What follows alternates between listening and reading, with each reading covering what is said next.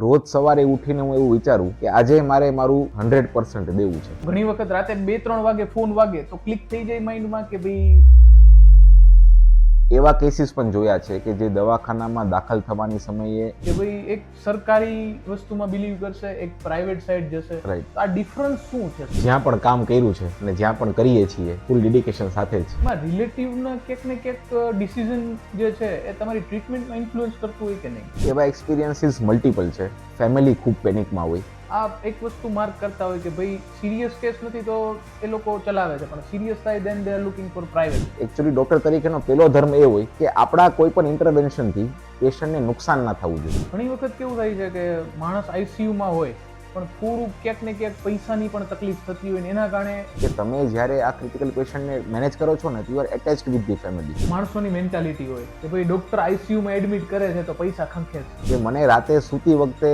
મને સેટિસ્ફેક્શન રહેવું જોઈએ કે જેટલી શક્તિ મારામાં છે એટલી એનાથી વધારે મેં મહેનત આજે કરેલી છે. સ્પેશિયલી જે રૂરલમાંથી આવતા હોય એ લોકોને કેવું હોય છે કે વેવમાં હું 3 મહિના હોસ્પિટલ જ પ્રિડોમિનન્ટલી રોકાતો. ઓહો, સો એવી ગફલતમાં ના રહેવું કે મને કાંઈ ના થાય અને મને કાંઈ નથી, કારણ કે ક્રિટિકલ કેર ઘણીવાર તમને સમય ના આપે.